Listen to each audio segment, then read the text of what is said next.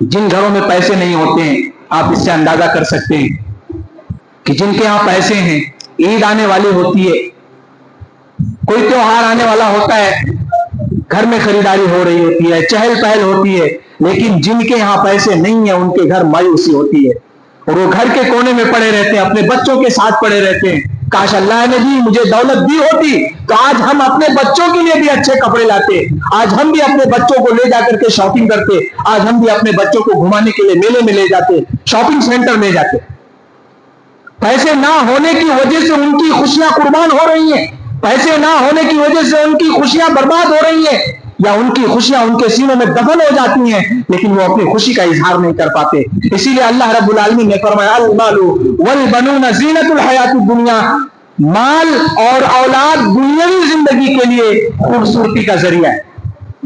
اگر اولاد نہ ہو اور مال ہو تو بھی خوشی میسر نہیں ہوتی ہے، اگر مال ہو اولاد نہ ہو تو بھی خوشی میسر نہیں ہوتی ہے، اور اگر اولاد ہو مال نہ ہو تب بھی خوشی میسر نہیں ہوتی ہے۔ اسی لیے اللہ رب العالمین نے دونوں کو ایک ساتھ جوڑ دیا ہے کہ مال اور اولاد دونوں زینت ہیں۔ آئیے حدیث رسول سے دیکھتے ہیں کہ مال اور اولاد کو دنیاوی اعتبار سے زینت کیوں کہا گیا ہے۔ اذا مات الانسان انقطع عمله الا بثلاث او صدقۃ جاریۃ او علم ينتفع به او ولد صالح يدعو له۔ دنیاوی زندگی کی زینت اس حدیث رسول سے ثابت ہوگی۔ اللہ کے رسول محمد عربی صلی اللہ علیہ وسلم نے فرمایا کہ جب انسان مر جاتا ہے تو اس کے نامہ اعمال بند کر دیے جاتے ہیں۔ جب انسان مر جاتا ہے تو اس کے اعمال کا سلسلہ، اس کی نیکیوں کا سلسلہ، اس کے کاروبار کا سلسلہ، ساری چیزیں منقطع ہو جاتی ہیں، لیکن تین چیزیں ایسی باقی رہ جاتی ہیں جو کہ اس کے اس دنیا سے جانے کے بعد میں بھی چالو رہتی ہیں۔ اس کا بدلہ اس کو ملتا رہتا ہے، اس کی جزا اس کو ملتی رہتی۔ پہلی وجہ او صدقۃ جاریۃ، صدقہ جاریہ، یعنی انسان نے اپنی زندگی میں کوئی ایسا کام کر دیا، کہیں مسجد بنوا دی، کہیں مدرسہ بنوا دیا، کہیں نل لگوا دیا یا کہیں کنواں کھدوا دیا، غرضے کی کوئی ایسا کام کر دیا کہ جس سے عام لوگ فائدہ اٹھائے۔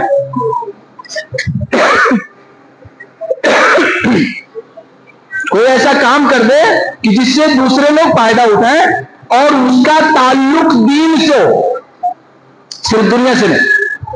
صدقہ جاریہ وہی ہو سکتا ہے کہ جس کا تعلق دین سے ہو، دنیا سے نہیں۔ اور دوسرے او علم ينتفع به، اور وہ علم جو اس کے نہ رہنے کے بعد فائدہ پہنچائے، اور وہ علم جو دوسروں کو فائدہ پہنچائے، انسان کے انتقال کے بعد بھی اس کا فائدہ اس کو پہنچتا رہتا ہے۔ او ولد صالح يدعو له، اور نیک اولاد جو باپ کے گزر جانے کے بعد، ماں کے گزر جانے کے بعد، دادا کے گزر جانے کے بعد یا دادی کے گزر جانے کے بعد ان کے حق میں نیک دعائیں کرے۔ تو اس حدیث رسول سے بھی یہ ثابت ہوتا ہے کہ اللہ رب العالمین نے جو دنیاوی زندگی کا زینت اولاد کو کہا ہے وہ اس اعتبار سے کہ اگر انسان اپنی اولاد کو اس دنیا کے اندر اچھی تربیت دے گا، اچھی تعلیم دلائے گا، تو اس کے انتقال کے بعد بھی اس کی اولاد اس کے حق میں نیکی کا ذریعہ بنے گی، اس کے بخشش کا ذریعہ بن سکتی ہے۔ لیکن یہ ممکن کب ہوگا؟ یہ ممکن کب ہوگا جب ہم اپنی اولاد کو صحیح تربیت دیے ہوں گے۔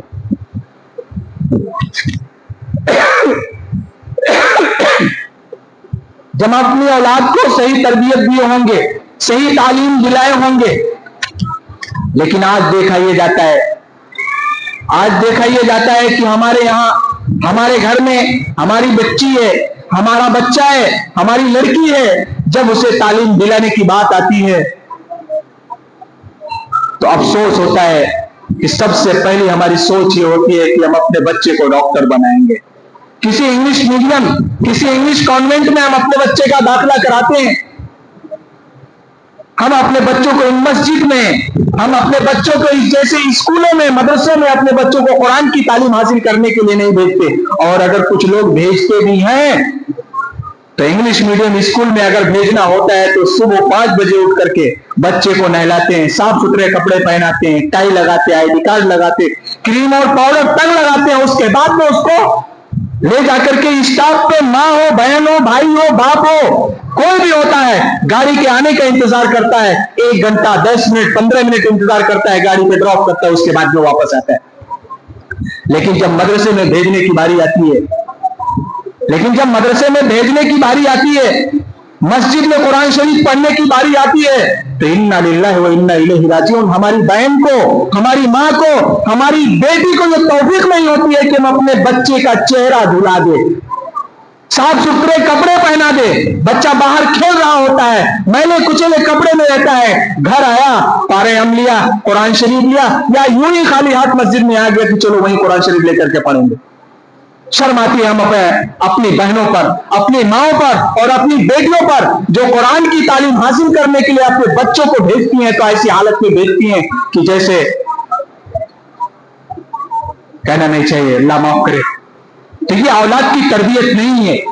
اولاد کی تربیت یہ ہے کہ اگر اسے دنیا سکھا رہے ہو تو دنیا کے ساتھ ساتھ دین بھی سکھاؤ، کیونکہ اللہ کے رسول محمد عربی صلی اللہ علیہ وسلم نے یہاں قرآن مجید کی مکمل 6666 آیتوں میں اللہ رب العالمین نے کہیں بھی دنیا کی تعلیم حاصل کرنے سے منع نہیں کیا۔ اور بتائیں ہم آپ کو، آج ہم اپنی تاریخ بھول رہے ہیں، آج ہم اپنی تاریخ بھول رہے ہیں، اور اس کی وجہ یہی ہے کہ ہم نے تاریخ پڑھنا، ہسٹری پڑھنا، جغرافی پڑھنا چھوڑ دیا۔ مسلمانوں نے سائنس کی دنیا میں، جغرافی کی دنیا میں، ڈاکٹریٹ کی دنیا میں جو ایجادات کیے ہیں، آج دنیا دنگ ہے، آج دنیا دنگ ہے ان کی تاریخ کو سوچ کر کے، ان کی تاریخ کو پڑھ کر کے۔ لیکن آج یہ دیکھا جا رہا ہے کہ اور دیگر قومیں جنہیں یہودی کہا جائے، عیسائی کہا جائے، کرسچن کہا جائے، نصرانی کہا جائے، یہ ہاتھ دھو کر کے اسلام کے پیچھے پڑے ہوئے ہیں، اور اسلامی تاریخ کو اس طرح سے مسمار کیا جا رہا ہے، اس طرح سے مسمار کیا جا رہا ہے، ان کے ناموں کو بدلا جا رہا ہے۔ اور اس لیے بدلا جا رہا ہے کہ آج اگر یہ بدلنے میں کامیاب ہو گئے تو آنے والی صدی میں پھر ان کا نام لینے والا کوئی نہیں ہوگا۔ اگر ہمیں اپنے پرخوں کی تاریخ یاد رکھنی ہے، اگر ہمیں اسلام میں ایجاد کرنے والے لوگوں کی تاریخ کو یاد کرنی ہے تو ہمیں اپنے بچوں کو اپنی تاریخ پڑھانی ہوگی۔ اگر ہم نے اپنے بچوں کو اپنی تاریخ نہیں پڑھائی، اپنے آبا و اجداد کی تاریخ نہیں پڑھائی تو وہ دن دور نہیں کہ آنے والے وقت میں ہماری اولاد ہم ہی کو بھول جائے گی، ہم ہی کو پہچاننے سے انکار کر دے گی۔ تو المال والبنون زینت الحیات الدنیا کہ اللہ رب العالمین نے فرمایا مال اور اولاد دونوں دنیاوی زندگی کے لیے زینت ہیں۔ وہ اس اعتبار سے کہ اگر ہم اپنی اولاد کو اچھی تربیت دیں گے، اچھی تعلیم دلائیں گے، اچھے استاد کے پاس پڑھنے کے لیے بھیجیں گے، ارے اس کانوینٹ میں ہم اپنے بچوں کو بھیجتے ہیں جہاں ان کے ذہنوں کا برین واش کیا جاتا ہے، ان کے ذہنوں کو دھل دیا جاتا ہے، اور اسلام مخالف ان کے ذہن میں باتیں ڈالی جاتی ہیں۔ اور ہوتا بھی یہی ہے کہ کانوینٹ میں پڑھنے والی بچیاں، کانوینٹ میں پڑھنے والے بچے وہیں سے فرار ہو جاتے ہیں۔ ہماری وہ بہنیں، ہماری وہ بیٹیاں جو نرسری سے لے کر کے جنہیں قرآن کی تعلیم نہیں دی گئی، جنہیں اردو کی تعلیم نہیں دی گئی، مسلسل اور مکمل طور پر جنہوں نے کانوینٹ کی تعلیم حاصل کی ہے، معاذ اللہ ایسی لڑکیاں ہی، ایسی ہماری بہنیں اور ہماری بیٹیاں ہی ارتداد کا شکار ہو رہی۔ تو پھر ہم اپنا سینہ پیٹتے ہیں، میری بیٹی نے مجھے منہ دکھانے کے لائق نہیں چھوڑا، میری بہن نے مجھے منہ دکھانے کے لائق نہیں چھوڑا، میں سماج میں نکلوں تو کیسے نکلوں؟ اور ہوتا بھی ہے، اور سنے بھی ہوں گے آپ لوگ کہ جس باپ کی بیٹی ارتداد کا شکار ہو جاتی ہے، کسی اور کے ساتھ چلی جاتی ہے تو باپ خودکشی کر لیتا ہے۔ بھائیوں کے بارے میں بھی سنا گیا ہے کہ بھائی خودکشی کر لیا، کیا میں سماج میں کیا منہ دکھاؤں گا؟ تو 18 سال کے بعد یہ نوبت آتی ہے، 16 سال کے بعد یہ نوبت آتی ہے۔ کہاں تھے آپ 16 سال تک؟ کون سی نگرانی آپ کر رہے تھے اپنے بیٹے کی اور اپنی بیٹی کی؟ کہاں سوئے ہوئے تھے؟ کس خواب غفلت میں پڑے ہوئے تھے؟ جب سر پر لاٹھی پڑی، جب سر پر قدرت کی مار پڑی، جب سر پر اللہ کا عذاب آیا تو یاد آئی کہ میری بیٹی نے میرے ساتھ غلط کیا۔ جب آپ نے نرسری میں اپنی بچی کو تعلیم نہیں دلائی, KG میں آپ نے اپنی بچی کا داخلہ کانوینٹ اسکول میں کرا دیا, تو پھر اس سے آپ دین کی امید رکھتی ہیں, دینی حمیت کی امید رکھتے ہیں, دینی ہمدردی کی امید رکھتے ہیں. وہ باپ کی اوقات کو سمجھے گی, بھائی کی اوقات کو سمجھے گی نہیں. کیوں؟ اس کانوینٹ میں اسے صرف اسلام مخالف ہی سکھایا جاتا ہے, اسلام کے خلاف ہی اس کو تعلیم دی جاتی ہے اور یہ برین واش کیا جاتا ہے. یہاں تک کہ ایسی تعلیمیں ان کو دی جاتی ہیں کہ اسلام دہشت گرد ہے, اسلام دہشت گردی کا سبق سکھاتا ہے. معاذ اللہ. تو المال والبنون زینۃ الحیات الدنیا, کہ مال اور اولاد دنیا کی زندگی کے لیے زینت ہیں, خوبصورتی ہیں, اور وہ ممکن تب ہوگا کہ جب ہم اپنی اولاد کو اچھی تعلیم دلائیں گے, اچھی تربیت دلائیں گے. اور مال کس اعتبار سے زینت ہے؟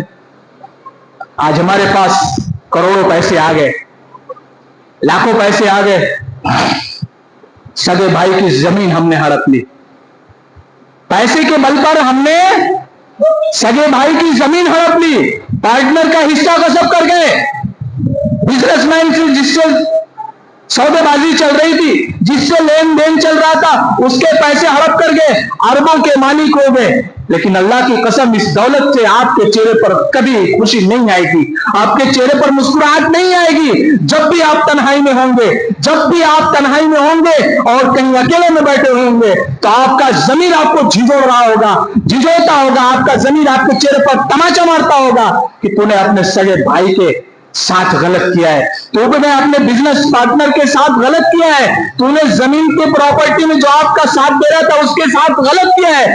یہ آپ کا ضمیر آپ کو جھنجھوڑ رہا ہوگا, لیکن بس پیسے کی لالچ ہے کہ آپ ضمیر کی نہیں سنتے.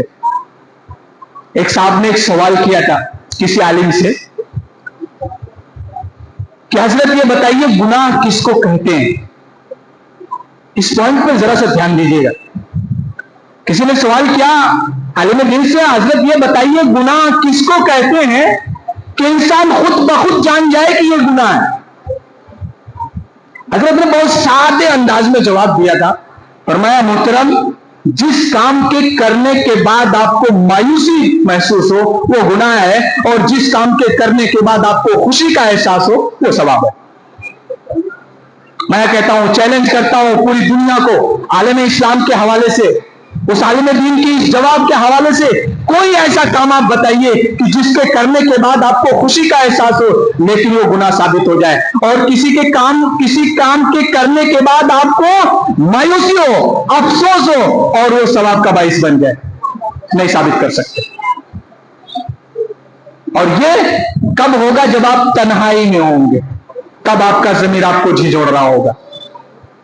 تو دولت آپ کی زندگی کی زینت کب بن سکتی ہے؟ جب آپ اپنے پیسے کا استعمال شریعت کے بتائے ہوئے وصولوں کے مطابق کریں گے. بہت سے پیسے والے ہیں,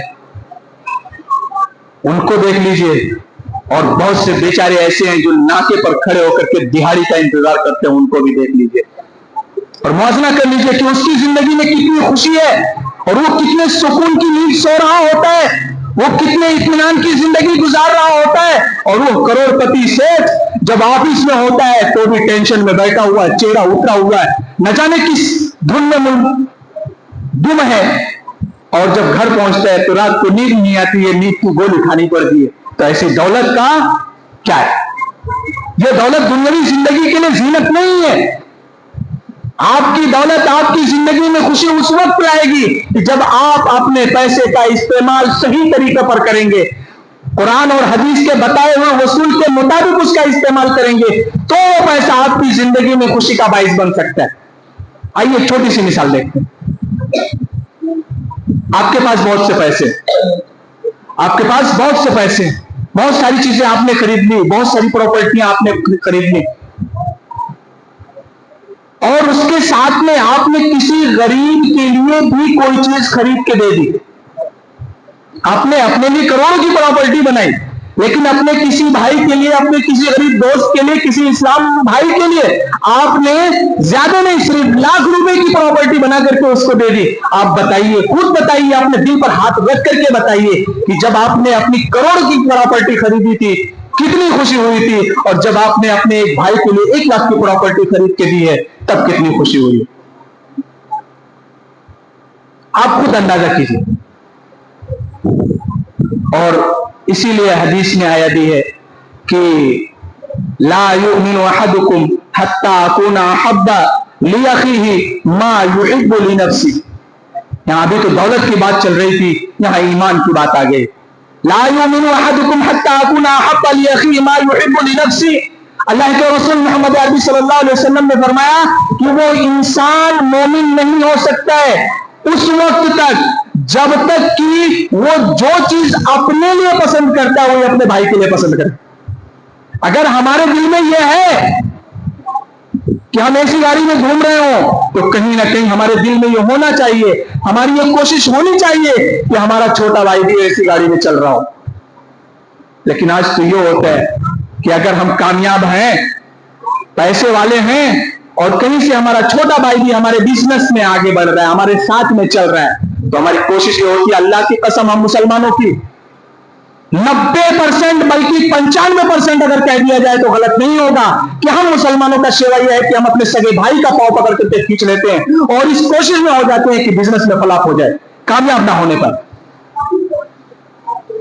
ارے کون سی ہے ہماری حصے کی روزی لے رہا ہے، وہ ہمارے حصے کی روزی لے رہا ہے جو ہم اس کے پیچھے پڑے ہوئے ہیں۔ ارے وہ تو اپنی قسمت کا کھا رہا ہے، اپنی قسمت کا کما رہا ہے، کیوں آپ کو جلن ہو رہی ہے؟ لیکن نہیں، ہم مسلمان نہیں ہیں۔ اس حدیث کی روشنی میں ہم بالکل مسلمان نہیں ہیں۔ ایک مسلمان کا جو شیوا ہونا چاہیے، ایک مسلمان کی جو صفت ہونی چاہیے، اس میں سے ہمارے اندر کچھ بھی نہیں پایا جاتا ہے، اور یہی وجہ ہے کہ اللہ کا عذاب آتا ہے ہم پر، لیکن ہماری آنکھیں نہیں کھلتی۔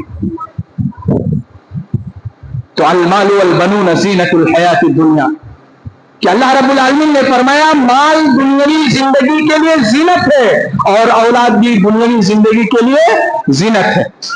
وہ کب ممکن ہوگا کہ جب ہم اس کو اپنے شریعت کے بتائے ہوئے وصول کے مطابق اپنی زندگی میں خرچ کریں گے اور اپنے بچوں کو دینی تعلیم، دینی تربیت اور اچھا ماحول دلائیں گے۔ ہمیں میں سے بہت سے ایسے لوگ ہوں گے اور ہیں بھی جو اپنے جوان بچے کی شکایت کرتے ہیں، یار حضرت میرا لڑکا 16-17 سال کا ہو گیا، میری بات نہیں مانتا ہے، حضرت میں اس کو کچھ کرنے کے لیے کہتا ہوں تو الٹا جواب دے دیتا ہے، کچھ بھی کرنے کے لیے کہتا ہوں بالکل انکار کر دیتا ہے، صاف منع کر دیتا ہے۔ کیا کروں؟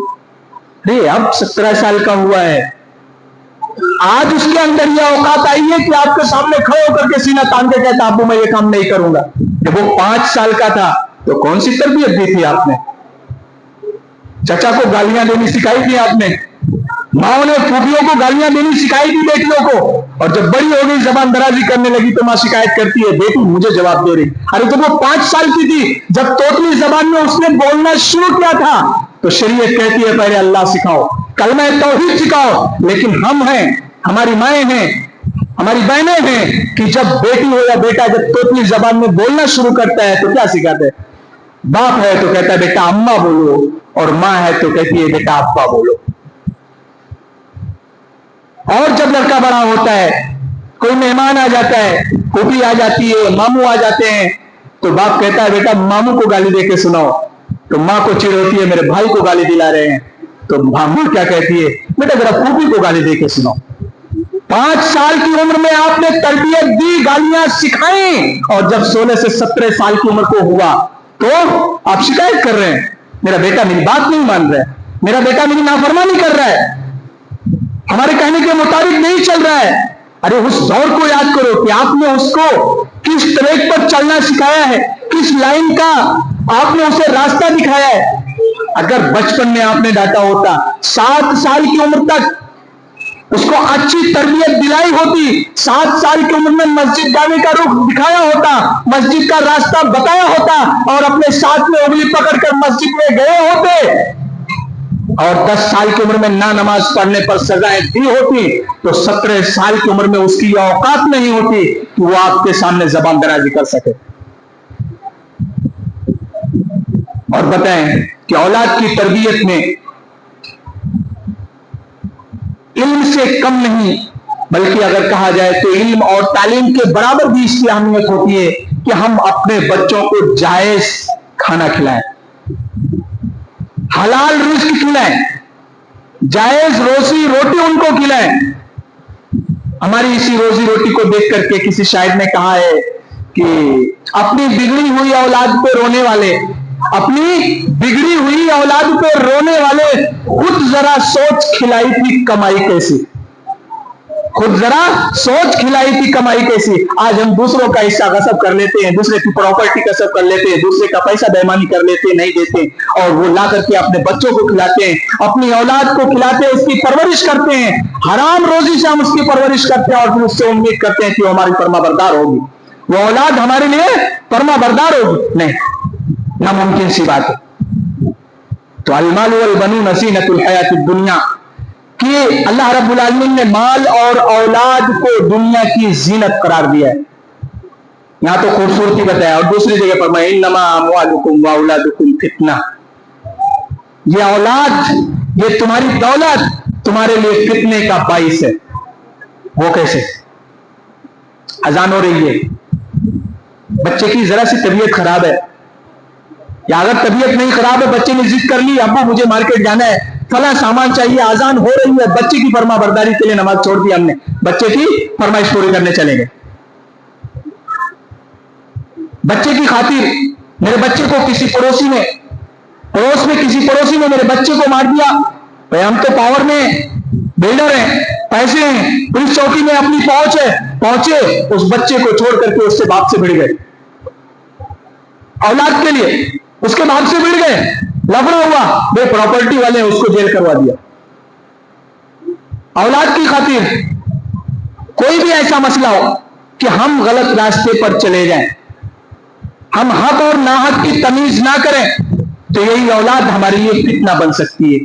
مانا کہ آج دنیا میں تو آپ نپٹ جائیں گے، دنیا میں آپ نمٹ جائیں گے، جیت جائیں گے، پیسے کے زور پر، پولیس والوں کے زور پر کہ آپ کی وہاں پہچان ہے، طاقت کے بل پر کہ آپ کے 3 سے 4 بھائی ہیں، 5 سے 6 نوجوان لڑکے ہیں جو لاٹیاں بھی چلانے کے لیے تیار ہیں، اس اعتبار سے آپ جیت جائیں گے۔ لیکن اس حدیث کو یاد کیجئے، جب میدان قیامت میں وہ آدمی، وہ پڑوسی آپ کا آ کر کے آپ کے سامنے کھڑا ہو جائے گا اور کہے گا اللہ مجھے میرا حق دلا دے۔ ایک حدیث میں آتا ہے کہ اللہ کے رسول محمد عربی صلی اللہ علیہ وسلم نے فرمایا، صحابہ کرام بیٹھے ہوئے ہیں، صحابہ کرام سے سوال کرتے ہیں کہ میرے صحابہ بتاؤ مفلس کون ہے؟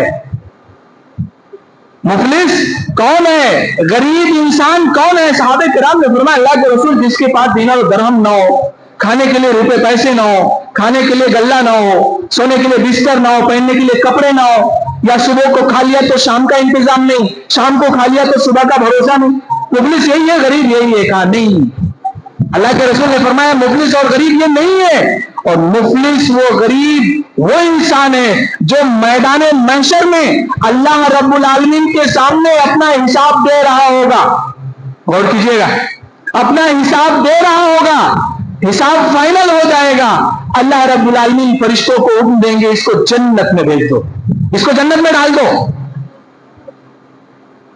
حساب دینے کے بعد جب واپس ہوگا تو وہی پڑوسی جس کو بچے کی خاطر آپ نے دنیا میں مارا تھا، وہی پڑوسی دوڑتے ہوئے آئے گا، اللہ یہ دنیا میں طاقتور تھا، یہ دنیا میں پاور والا تھا، پیسے والا تھا، اس نے دنیا میں اپنے بچے کی خاطر مجھے مارا تھا، مجھے ستایا تھا، مجھے پریشان کیا تھا، اللہ مجھے بدلہ چاہیے۔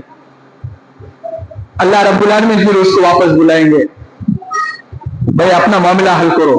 وہ بندہ کہے گا اللہ میرے پاس تو کچھ نہیں ہے، یہاں تو میرے پاس دینار و درہم نہیں ہے، روپے پیسے نہیں ہے جو میں دے کر کے بدلہ چکا لوں اور اس سے معافی لے دوں۔ اللہ رب العالمین فرمائیں گے اس کا حل میرے پاس ہے، فرشتوں کو حکم دیں گے کہ اس کے نیکیاں اس کے نام اعمال سے نکالو اور اس کے نام اعمال میں ڈال دو۔ اس کی نیکیاں نکالی جائیں گی، اس کے نام اعمال میں ڈال دیا جائے گا، پھر وہ جا رہا ہوگا، پھر یہ ہوگا کہ جنت میں جاؤ۔ تب تک دوسرا پڑوسی آ جائے گا جس کا آپ نے پیسہ نہیں دیا تھا دنیا میں، جس کی آپ نے پراپرٹی غصب کر لی، سگا بھائی آ جائے گا جو بٹوارے کے وقت ایک بالش زمین آپ نے اس کی بے ایمانی کر دی تھی، وہ آ جائے گا، ایک کے بعد دیگرے لوگ آتے جائیں گے، ایک کے بعد ایک۔ اللہ رب العالمین نیکیاں دلاتے جائیں گے، نیکیاں ساری ختم ہو جائیں گی۔ ابھی کچھ دیر پہلے جس شخص کے نام اعمال میں نیکیاں ہی نیکیاں بھی، ساری نیکیاں ختم ہو جائیں گی، پھر بھی حق مانگنے والوں کا سلسلہ ختم نہیں ہوگا.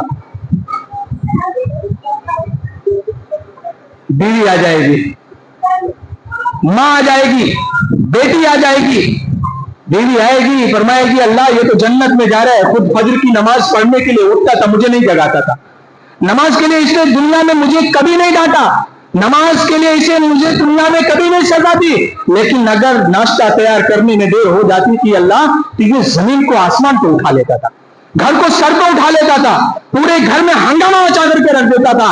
لیکن اگر میں 5 وقتوں کی نماز میں سے ایک بھی وقت کی نماز نہیں پڑھتی تھی تو یہ مجھے نماز پڑھنے کی تلقین کبھی نہیں کرتا تھا. اللہ آج مجھے میرا حق چاہیے. نماز پڑھنے والوں، آپ میں سے اگر کچھ ہیں ایسے جو 5 وقت کی نماز پڑھتے ہیں تو اپنے گھر کی بھی فکر کر لو، ورنہ ہماری بہن، ہماری بیوی، ہماری ماں ہمارے خلاف آواز اٹھائے گی میدان محشر میں. اللہ رب العالمین فرمائیں گے کہ بھائی اس کا بدلہ دو.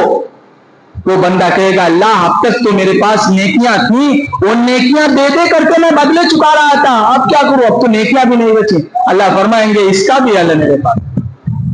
اب کیا ہوگا مسلمانوں؟ ابھی تک تو نیکیاں دے کر کے بندہ اپنے بدلے چکا رہا تھا، اب حق مانگنے والوں کے گناہ اٹھائے جائیں گے اور اس کے نام عمل میں ڈالے جائیں گے. حق مانگنے والوں کے نام عمل سے گناہ نکالے جائیں گے، اور جو دنیا میں ظالم تھا، دنیا میں بے ایمان تھا، زمینیں غصب کی تھی، حق غصب کیے تھے، اس کے نام عمل میں ڈال دیے جائیں گے. پھر بھی مانگنے والوں کا سلسلہ ختم نہیں ہو رہا ہے.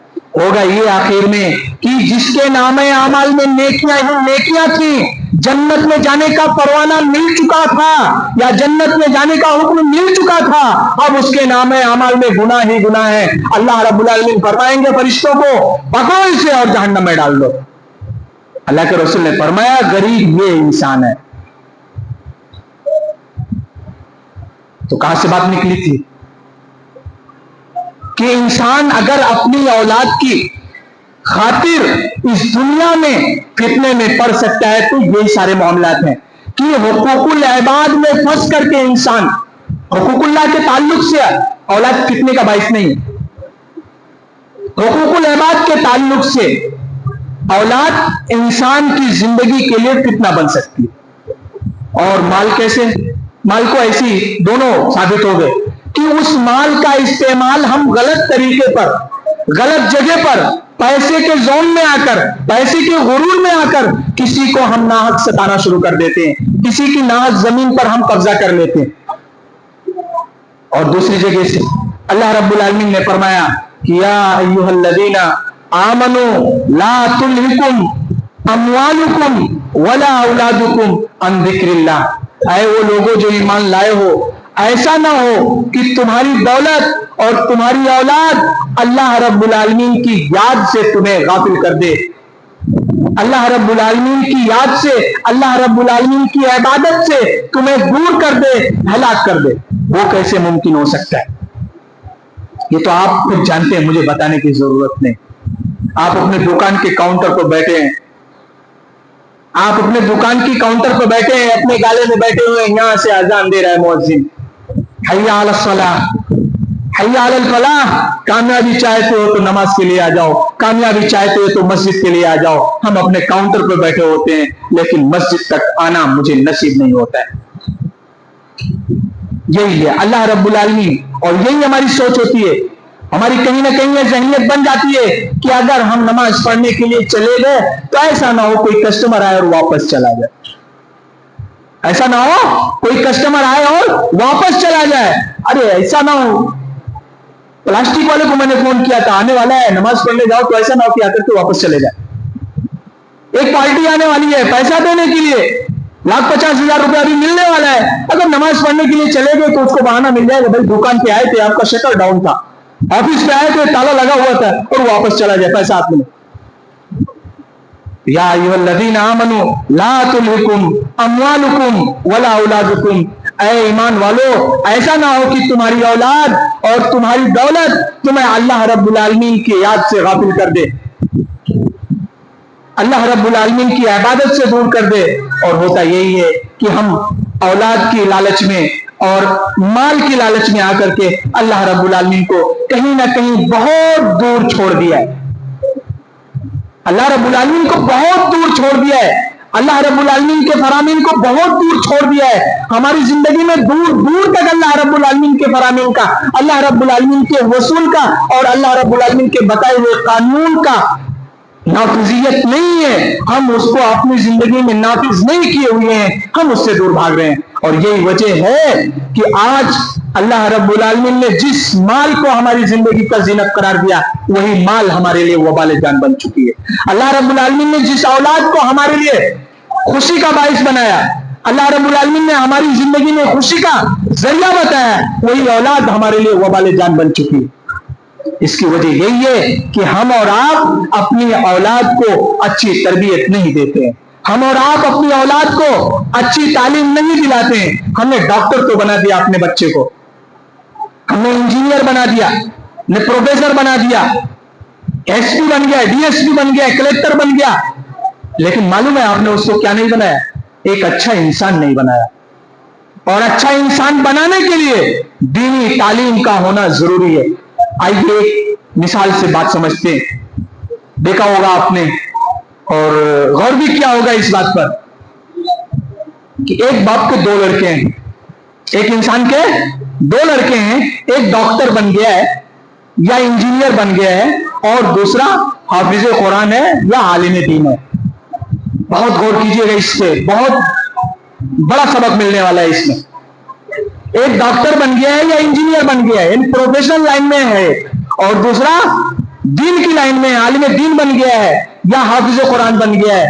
باپ گھر سے نکلتا ہے, جب ڈاکٹر کی طرف جاتا ہے, جب ڈاکٹر کی طرف جاتا ہے تو کپڑے اپڑے جھاڑ کر کے جاتا ہے. انجینئر کے پاس جب ملنے جاتا ہے, ایسا نہ ہو کہ بیٹا مجھے دیکھ کر کے ناراض ہو جائے کہ ابو آپ اس حالت میں آفس میں چلے گئے. ڈاکٹر سے ملنے جاتا ہے تو باپ اس فکر میں ہوتا ہے کہ میں ایسے کپڑے پہن کے جاؤں کہ بیٹے کی عزت پر آنچ نہ ہے, اور بیٹا یہ نہ بول پڑے کہ ابو آپ ایسے میلے کچیلے کپڑے پہن کر کے چلے آئے, آپ کو ذرا سی بھی فکر نہیں ہوئی کہ یہاں لوگ کیا کہیں گے, وہ یہ تو سر کے ابو ہے میلے کچیلے کپڑے میں. لیکن وہی باپ جب ایک عالم سے ملنے جاتا ہے اپنے بیٹے, دوسرے بیٹے عالم سے حافظ قرآن سے جب ملنے جاتا ہے تو یہاں باپ کے دل میں یہ کیفیت نہیں ہوتی ہے, بلکہ الٹا بیٹے کے دل میں یہ کیفیت پیدا ہو جاتی ہے کہ میرے ابو آ رہے ہیں, میں کیا انتظام کروں کہ میرے ابو آنے کے بعد خوش ہو جائے, ایسا نہ ہو کہ میرے ابو ناراض ہو جائے. غلط ہوگا تو غریبان پکڑیے گا, اور اگر صحیح ہو تو آج سے یہ فکر کر لو کہ ہم اپنے بچے کو عالم دین ضرور بنائیں گے. اگر مکمل نہیں بنا سکے تو اچھا انسان بننے کے لیے اسے دین کی تعلیم ضرور دلائیں گے. غلط ہوگا گریبان پکڑیے, اور اگر غلط نہیں ہے تو اپنی گریبان میں جھانکیے کہ ایک عالم دین اور ایک حافظ قرآن دنیاوی تعلیم حاصل کرنے والے ڈاکٹر کے اندر کتنا فرق ہوتا ہے. آئیے دوسری مثال. 3 عورتیں, اپنی ماؤں سے گزارش کروں گا وہ اس بات کو دھیان سے سنیں گے. 3 عورتیں ہیں, ایک ہی کنویں پر پانی بھرنے جاتی ہیں. شاید فیس بک وغیرہ یا واٹس ایپ پر آپ لوگوں نے بھی یہ کہانی پڑھی ہوگی. تینوں عورتیں سہیلی ہیں, ایک کنویں پر پانی بھرنے جاتی ہیں, ڈول ڈالتی ہیں کنویں میں, پانی نکالتی ہیں. تب تک ایک لڑکا آتا ہے, کہاں, جو کانوینٹ اسکول میں پڑھ رہا ہے, انگلش میڈیم اسکول میں پڑھ رہا ہے. عمر کتنی ہے اس کی؟ 10 سے 12 سال. ماں کے پاس آتا ہے, بیگ پھینکتا ہے, ماں بیگ لے کے گھر پہ جانا, میں اپنے دوستوں کے ساتھ کرکٹ کھیلنے جاتا ہوں.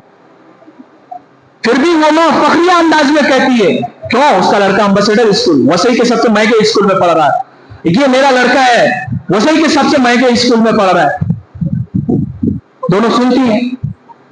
تب تک دوسری عورت کا بیٹا آتا ہے, وہ پہنچا, امی کے ساتھ میں تو گیا, امی چلو جلدی کرو, پانی لے کے چلو, گھر چلنا ہے اور مجھے وہاں سے کچھ کام پہ نکلنا ہے. اس نے بھی فخریہ انداز میں کہا, یہ میرا بیٹا ہے, ریکون پبلک اسکول میں پڑھ رہا ہے. تیسری عورت ڈول ڈالتی ہے, پانی نکالتی ہے, تب تک اس کا لڑکا آتا ہے, اور معلوم ہے کیا کرتا ہے, دل خوشی سے باغ باغ ہو جاتا ہے. اگر آپ بھی ایسی تعلیم دلائیں گے تو آپ کو بھی یہ خوشی محسوس ہوگی. اور تیسرا لڑکا جب آتا ہے تو کیا کرتا ہے, ماں کے ہاتھ سے گگرا بالٹی چھین لیتا ہے, اپنے سر پہ رکھتا ہے, बैग अपने कंधे में लटकाता है, रस्सी दूसरे कंधे में लटकाता है और अम्मी का हाथ पकड़ कर कहता है अम्मी घर चलो। तो मालूम है वो गरीब माँ क्या कहती है, सीना ठोक कर कहती है ये मेरा लड़का है और ये खालिद इब्न वलीद में पढ़ रहा है, ये मेरा लड़का है मस्जिद अबू हुरैरा में पढ़ रहा है, ये मेरा लड़का है फला मदरसे में पढ़ रहा है। मालूम है वो दोनों औरतें शर्म से पानी पानी हो जाती हैं और ये कहने पर मजबूर हो जाती हैं कि बहन तालीम तो तूने अपने लड़के को दिलाई है, इंसान तो तूने अपने लड़के को बनाया है, हमने तो इतने पैसे खर्च किए लेकिन मेरे बच्चों को मेरी जरा सी भी फिक्र नहीं है। तो अगर दीन की तालीम दिलाएंगे, अच्छा इंसान बनाएंगे, तब हमको ये कैफियत होगी, हमको ये महसूस होगा कि हाँ हमने अपने बच्चों को अच्छा इंसान बनाया है, अच्छी तालीम और तरबियत दी है और आने वाले वक्त में उनसे हम ये उम्मीद करेंगे या कर सकते हैं कि हमारी औलाद हमारे साथ भी अच्छा करेगी।